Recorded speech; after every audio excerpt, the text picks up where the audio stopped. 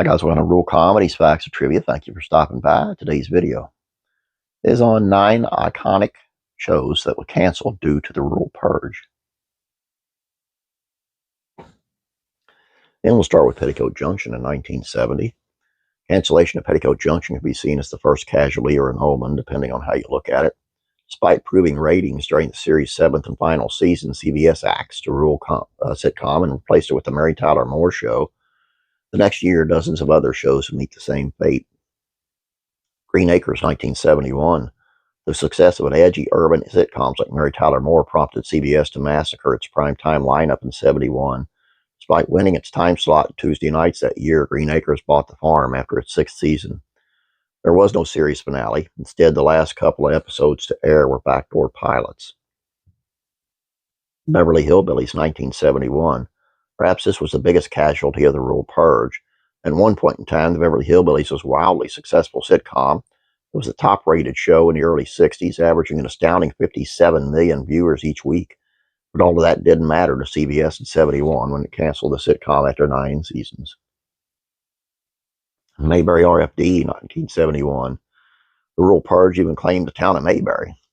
CBS canceled Mayberry RFD after a brief stint of 3 seasons. The sitcom was a direct continuation of the Andy Griffith Show, meaning audiences could no longer visit the fictional North Carolina hamlet after 11 years on primetime television.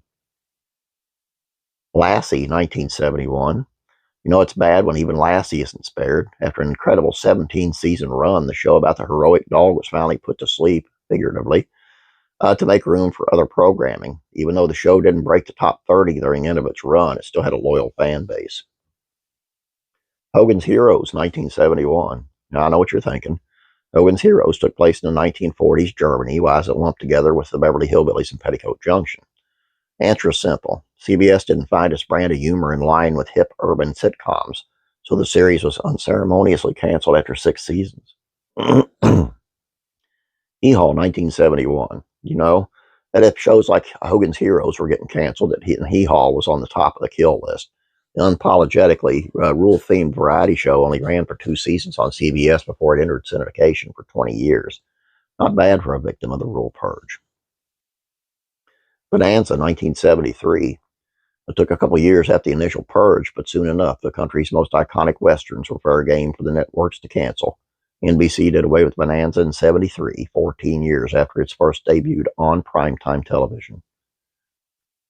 Gunsmoke, 1975. The rural purge came to an end 5 years after it started when Gunsmoke fired its last shot in 75. The Western series lasted an incredible 20 seasons, meaning a whole generation of Americans had never been able to remember a time when the series wasn't on primetime television. And I'm sorry, some of them probably should have went that it wasn't holding the ratings, but like Lassie, but some of these had really strong ratings. And you know what? You can put a Mary Tyler Moore next to a Beverly Hillbillys, and what?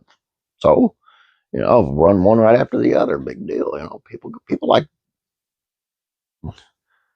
variety.